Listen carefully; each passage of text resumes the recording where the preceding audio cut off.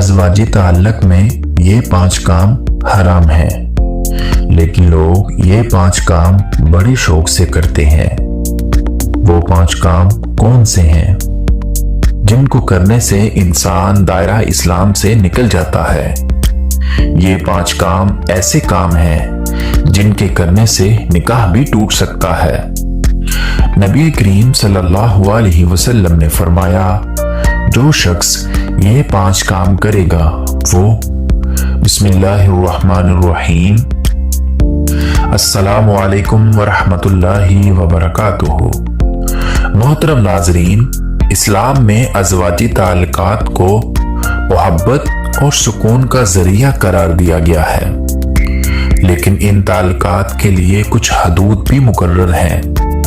حیا اور فطرتی طریقوں کو پابندی ازواجی زندگی کو برکت اور پاکیزگی عطا کرتی ہے۔ غیر شرعی اور حرام طریقے نہ صرف گناہ کا باعث بنتے ہیں بلکہ تعلقات میں بے سکونی پیدا کر سکتے ہیں۔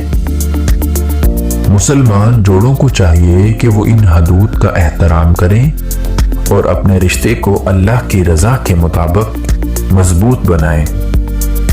ناظرین، خاندان، خاوند اور بیوی سے متعلق کچھ معلومات آپ کے سامنے پیش کرنے چاہ رہا ہوں۔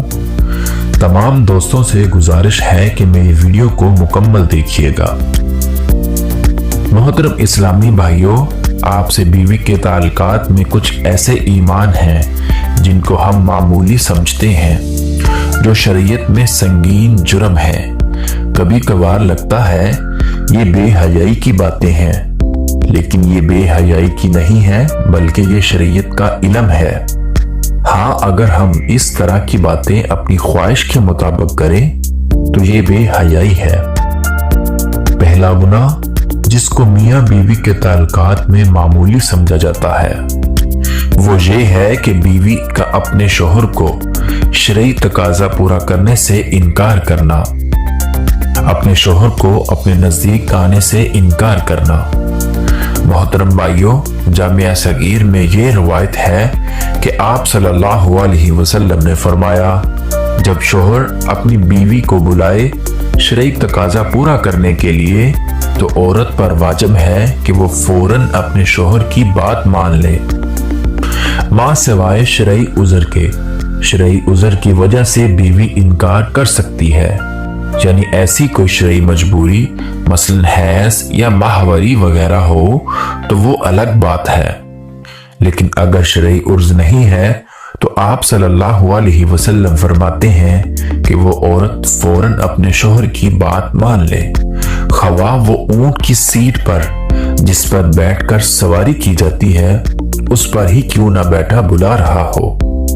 اس معاملے میں خواتین جو بیویاں ہیں اپنے شوہر کو حق دینا چاہتی ہیں، وہ اس بات کو مد نظر رکھیں، جب اس معاملے میں کوتاہی ہوتی ہے تو انسان دوسری جگہ اپنی خواہش پوری کرنے جاتا ہے، اور یہ بات بھی بیوی کو برداشت نہیں ہوتی۔ اسی لیے شریعت نے اس معاملے کی اہمیت بیان کی ہے۔ دوسری روایات صحیح بخاری کی ہے۔ نبی کریم صلی اللہ علیہ وسلم نے فرمایا، جب شوہر اپنی بیوی کو شرعی تقاضا پورا کرنے کے لیے بلائے اور بیوی انکار کر دے اور شوہر اپنی بیوی سے ناراضگی کی حالت میں سو جائے تو جب تک وہ ناراضگی کی حالت میں سوتا رہے گا فرشتہ بیوی پر لعنت بھیجتا رہے گا۔ تو محترم بھائیوں اور بہنوں، دوسرا گناہ بیوی کے تعلقات میں جس کو غیر معمولی سمجھا جاتا ہے جبکہ شریعت میں اس کا اتنا سخت گناہ ہے، وہ یہ ہے کہ عورت کا بغیر کسی عذر کے شوہر سے طلاق طلب کرنا۔ صحیح جامعہ صغیر کی روایت میں ہے کہ آپ صلی اللہ علیہ وسلم نے فرمایا، بغیر عذر خلا لینے والیاں اور اپنے شوہر سے چھٹکارا حاصل کرنے والیاں، گھر اجاڑنے والیاں، یہ اس امت کی منافق ہیں۔ دوسری روایت میں فرمایا، جس عورت نے بغیر کسی سبب کے اپنے خاوند سے طلاق طلب کی اس پر جہنم واجب ہے اور یہ جنت کی خوشبو بھی نہیں سونگیں گی نہ کہ یہ عرض پیش کرنا کہ میرا خاوند مجھے پسند نہیں آیا، اس کی تنخواہ بہت کم ہے، میرا گزارا نہیں ہوتا، اسی لیے مجھے طلاق چاہیے۔ تو یہ کوئی شرعی عرض نہیں ہے، اسی لیے اس سنگین جرم اور گناہ سے بچنا چاہیے، اور والد اور والدین کو بھی چاہیے کہ وہ چھوٹی چھوٹی باتوں پر اپنی بیٹیوں کو گھر نہ بٹھا لیں۔ طلاق شوہر کا حق ہے، اور یہ کتنی بری بات ہے کہ طلاق بیٹی خود طلب کر رہی ہے۔ محترم بھائیوں، تیسرا گناہ جو میاں بیوی کے تعلقات میں عام طور پر ہوتا ہے، وہ اس کو معمول سمجھا جاتا ہے، اور وہ یہ ہے کہ حیض کی حالت میں اپنی بیوی سے شرعی تقاضا پورا کرنا یا ایسی جگہ سے کرنا جو غیب کی ترکیب ہے۔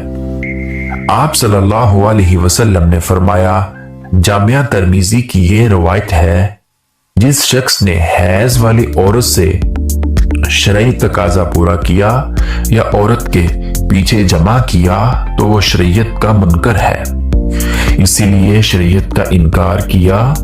جس نے یہ عمل کیا اس کے لیے شریعت نے کفارے کا حکم دیا ہے، اور یہ بہت سنگین جرم ہے، لیکن اس کو لوگ سمجھ ہی نہیں پا رہے، اور اس بات کو کوئی سیریس لینے کو تیار ہی نہیں کہ نکاح سے پہلے اس کے آداب اور ازواجی زندگی سے متعلق سکھایا جائے۔ دنیا میں جہاں ہر چیز کی ٹریننگ ہوتی ہے، وہ ہم لوگ بڑے فخر سے کرتے ہیں۔ جناب، شرعی تقاضا کے بعد سونے سے قبل وضو یا غسل کرنا لازم ہے، لیکن جب بات شریعت سیکھنے کی ہے تو وہاں کیا ہے جس کی ہمیں شرم آ رہی ہے؟ دنیا کی بے حیائی میں شرم نہیں آتی، لیکن شریعت سیکھتے ہوئے یا شریعت کی بات کرتے ہوئے ہمیں شرم آتی ہے۔ چوتھا گناہ میاں بیوی کے تعلقات میں جس کو معمولی سمجھا جاتا ہے، وہ یہ ہے کسی غیر محرم عورت کے ساتھ اکیلے میں ملاقات کرنا یا کسی غیر محرم عورت سے ہاتھ ملانا۔ یہ بہت سخت گناہ ہے۔ پانچواں گناہ شرعی تقاضا کے دوران قبلہ رو نہ رہیں، یہ احترام قبلہ کے خلاف ہے، لہٰذا اس کی طرف نہ منہ ہو نہ پشت۔ نبی کریم صلی اللہ علیہ وسلم نے فرمایا، جامعہ ترمذی کی روایت میں ہے، جب کوئی آدمی کسی غیر محرم عورت کے ساتھ تنہائی میں ملتا ہے تو وہ دو نہیں ہوتے، تیسرا ان میں شیطان ہوتا ہے۔ اور آپ صلی اللہ علیہ وسلم نے فرمایا، تم میں سے کسی شخص کے لیے کیل لے کر اپنے سر میں ٹھوک لینا زیادہ بہتر ہے، بجائے اس کے کہ وہ کسی غیر محرم عورت کو چھوئے۔ اور ہمارے ہاں یہ المیہ ہے کہ چھونا تو ایک معمولی بات ہے، یہاں تو پورا ہاتھ ملایا جاتا ہے۔ ایک بار ایک خاتون جس کو شریعت کا علم نہیں تھا، وہ مدینے آپ صلی اللہ علیہ وسلم سے بیعت لینے آئی، اور آپ صلی اللہ علیہ وسلم کے آگے اپنا ہاتھ بڑھایا۔ آپ صلی اللہ علیہ وسلم نے فوراً ہاتھ پیچھے کر لیا اور فرمایا، محمد صلی اللہ علیہ وسلم کسی عورت کے ننگے ہاتھوں کو دیکھنا بھی پسند نہیں کرتے۔ آپ صلی اللہ علیہ وسلم نے اپنا چہرہ مبارک پھیر لیا۔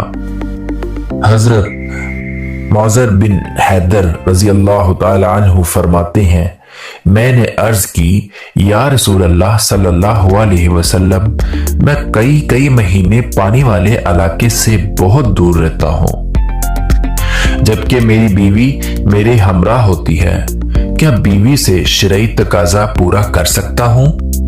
آپ صلی اللہ علیہ وسلم نے فرمایا، جی ہاں، اگرچہ تم 20 سال پانی سے دور رہو تب بھی شرعی تقاضا پورا کر سکتے ہو، اور غسل کے لیے تیمم کر لیا کرو۔ دعا ہے کہ اللہ رب العزت ہم تمام مسلمانوں کو شریعت کے مطابق شرعی تقاضا پورا کرنے کی توفیق عطا فرمائے، آمین ثم آمین۔